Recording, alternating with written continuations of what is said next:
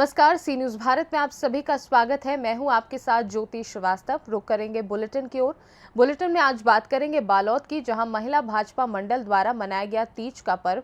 आगे बात होगी बरेली की, जहां दुकान के बाहर सो रहे 60 साल के बुजुर्ग की धार हथियार से हुई हत्या। साथ ही आगे चर्चा होगी प्रतापगढ़ की, जहां पट्टी नगर पंचायत बोर्ड की बैठक अध्यक्ष अशोक कुमार जायसवाल की अध्यक्षता में हुई संपन्न। इन तमाम खबरों को विस्तार से जानेंगे।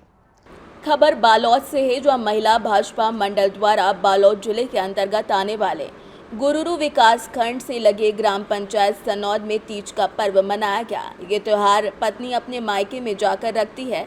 यह उपवास 3 दिनों तक चलने वाला उपवास है। जैसे कि पार्वती जी ने शंकर जी के लिए ये उपवास रखा था, वैसे ही सुहागन महिलाएं अपने पति के लिए ये उपवास रखती हैं। इस कार्यक्रम में मुख्य रूप से संध्या साहू जनपद सदस्य गुरुरू डिकेश्वरी, केशव बंधु जनपद सदस्य चांदनी देवांगन, सुशीला साहू और समस्त महिला भाजपा मंडल के कार्यकर्ता और पदाधिकारी उपस्थित रहे। साथ ही भूतपूर्व विधायक प्रीतम साहू, आदित्य पीपरे, अध्यक्ष भाजपा मंडल त्रिलोकी साहू, कौशल साहू समेत कई लोग उपस्थित रहे। बालोद से सी न्यूज संवाददाता रमेश कुमार चेलक की रिपोर्ट। खबर बरेली से है, जहां दुकान के चबूतरे पर सो रहे 60 साल के बुजुर्ग की धार हथियार से हमला कर हत्या कर दी गई। सुबह जब लोगों ने उसके शव को खून से लथपथ देखा तो हड़कंप मच गया। घटना की सूचना पर पहुंची पुलिस ने शव का पंचनामा भरकर पोस्टमार्टम के लिए भेज दिया है। थाना बिथरी चैनपुर के गांव काशी धरमपुर निवासी 60 वर्षीय जहूर खान गांव के ही परचून की दुकान चलाते थे। रात को दुकान बंद करने के बाद वो दुकान पर सीढ़ियों पर सो गए। देर रात किसी ने उनके सिर पर धार हथियार से वार कर हत्या कर दी। सुबह 5 बजे जब वहां से वो गुजर रहे थे तो गांव के लोगों ने खून से लथपथ उनका शव दुकान की सीढ़ियों पर पड़ा हुआ देखा।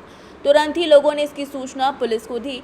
घटना की सूचना पर पहुंची पुलिस ने शव का पंचनामा भरकर पोस्टमार्टम के लिए भेज दिया है। क्या नाम है आपका? अस्पाग। कहाँ रहते हो उसका? उदयपुर जसरत को खाना बिथरी चैनपुर। ये कौन है मृतक आप? ये हमारे चाचा हैं, क्या नाम है इनका? जौहर मोहम्मद। क्या हुआ, कैसे मौत हुई, पूरी बात बताओ। ऐसा है, ये जो है दुकान बंद करके और बाहर लेटते थे और रोज ही लेटते थे वहाँ। अब क्या पता किसने मारा किसने नहीं मारा, कोई पता नहीं लगा है किसने मारा है। सुबह कब पता लगी? सुबह जो है फजर के टाइम पता लगी है। 4:30 फजर के टाइम पता लगी, करीब 5 बजे के टाइम पता लगी है। किसने देखा था पहले? जो उनने देखा था, अमजाद ने देखा था, लड़का आया उनका उठ के, तो उनने देखा, आवाज़ दी थी उन्हें, चाचा चलो नमाज को नहीं चलोगे, तो नहीं बोले थे। तो उन्हें जब उगार के देखा तो देखा तो कहाँ चोटें हैं? चोटें सर में है, सब सारी सराई में है चोटें उनकी। कोई रंजिश वगैरह थी? ना रंजिश किसी ने नहीं थी। सर, एक बिथरी चैनपुर के धर्मपुर में एक हत्या हुई है बुजुर्ग की, क्या मामला है? देखिए, थाना बिथरी चैनपुर स्थित काशी धरमपुर एक गांव में एक वृद्ध व्यक्ति की, जो कि 65 वर्ष का है, उसका शव बरामद हुआ है। और ये व्यक्ति अपनी ही दुकान के बाहर, अपने घर के बाहर ही चारपाई पर लेटा हुआ था, जिसमें प्रथम दृष्टया जो ये प्रतीत हो रहा है कि इसके सोते हुए ही किसी व्यक्ति ने इसके सर पर धारदार हथियार से वार किया है, जिससे इस व्यक्ति की शयनावस्था के दौरान मृत्यु हो गई है। और पंचायतनामा के पश्चात पोस्टमार्टम की कार्रवाई करवाई जा रही है और अभियुक्तों की जल्द ही गिरफ्तारी कर ली जाएगी। कुछ परिवार वालों ने बताया किसी से कोई दुश्मनी को नहीं थी सर, किसी तरीके का कोई? देखिए, अभी तक जो जानकारी है उसमें लूटपाट या दुश्मनी की बात सामने नहीं आई है, लेकिन और भी कुछ तथ्य सामने आए जिन पर पुलिस काम कर रही है। बरेली से सी न्यूज संवाददाता उत्कर्ष सिंह चौहान की रिपोर्ट।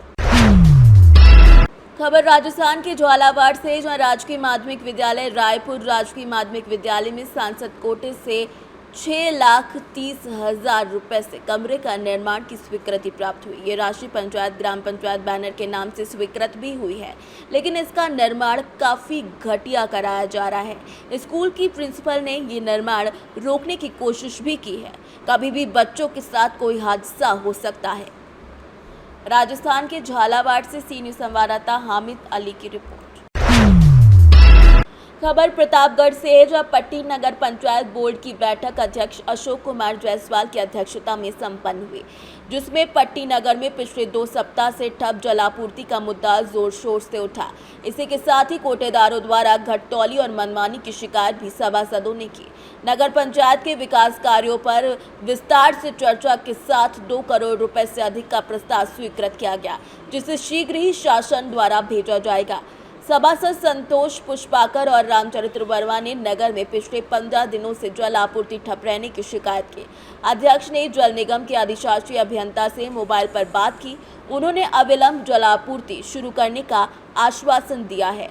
सभासदों ने कोटेदारों की शिकायत रखते हुए राशन वितरण में घटतौली और घटौती के साथ अधिक दाम लेने की शिकायत रखी है, जिसे सर्व समस्या स्वीकार कर लिया गया। संचालन जिला योजना समिति के सदस्य रामचरित्र वर्मा ने किया। बैठक में सभासद ब्रह्म कुमार सिंह, अतुल सिंह, रजनीश मौर्य समेत कई लोग मौजूद रहे। प्रतापगढ़ से सीनियर संवाददाता रोहित जायसवाल की रिपोर्ट।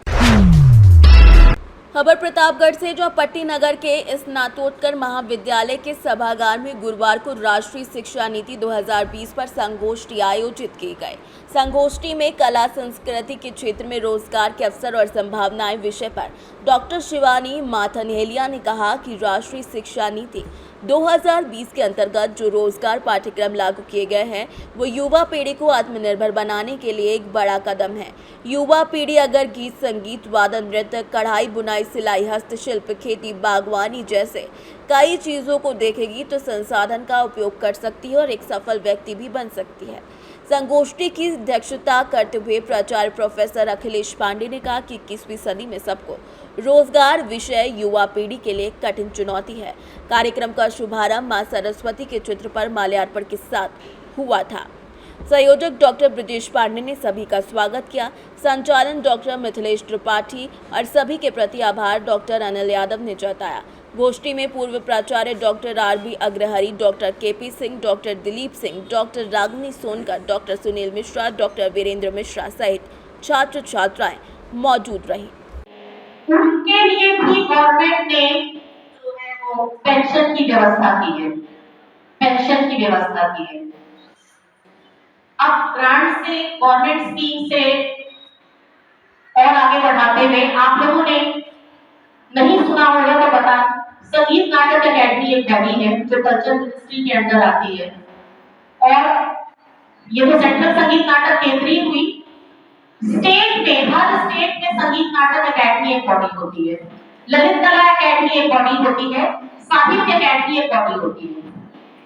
अब आप समझ ही होंगे, साहित्य भाषाओं पर काम करता है, आप अगर लिखते हैं पब्लिकेशन, ये सब आपका करता है। ललित कला अकेडमी विजुअल आर्ट, दृश्य कलाओं पर, पेंटिंग वगैरह पर, पेंटिंग, मूर्ति कला इत्यादि पर, और संगीत नाटक अकेडमी जो आप नाम से ही समझ रहे हैं कि वो संगीत और नाटक पर काम करता है। प्रतापगढ़ से सीनियर संवाददाता रोहित जायसवाल की रिपोर्ट। फिलहाल के लिए बुलेटिन में बस इतना ही। देश दुनिया की तमाम खबरों को जानने के लिए आप देखते रहिए सी न्यूज़ भारत।